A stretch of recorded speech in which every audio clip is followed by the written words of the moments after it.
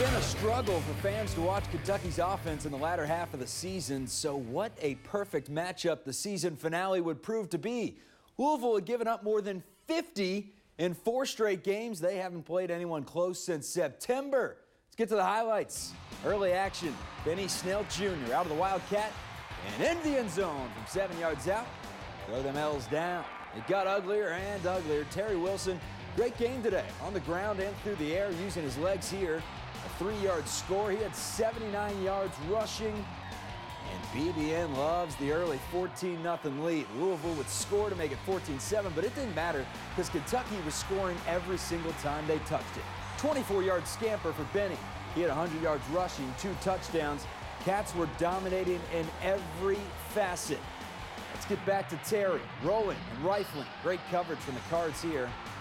Sarcasm. Lynn Bowden, a tough catch. 28-yard score, UK up 28-10. Wilson wasn't done. 3 was carving Louisville's defense like a Thanksgiving turkey all night. Terry, 17 of 23 passing, 261 yards, 3 touchdowns. It was all UK all night. A.J. Rose will get in on the action as well. 75 yards from number 10 for the touchdown. Rose led the Cats with 112 yards on the ground. And Louisville's embarrassing season comes to end with another laugher.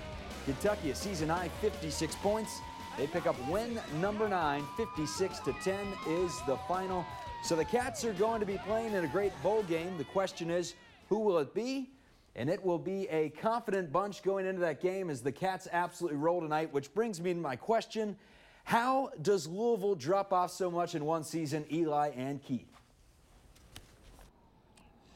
Yeah, that's a good question. I was even asking guys up in the press box. I'm like, how did it fall so fast? Yeah. They seem to have it rolling. The only thing that somebody could tell me was these were Charlie Strong's kids. These weren't Bobby Petrino's, and maybe they just weren't coaching them up or they were putting them in different positions. I don't know what it is. I can't answer it. Yeah, and then they have to be thankful that the season is like actually over now. They went out probably, thinking we're going to go out hard tonight, but just didn't happen. I mean, 6 of the 7 games to end it, they gave up over 50 points. Yeah. That's not very good. But you got to give credit to UK's offense, totally. too. Over 600 yards, 340 rushing yards, 2 guys over 100 with Rose and Benny Snell. Those guys did what they needed to do, and even though a lot of people are probably going to say, well, it was against Louisville. Yeah.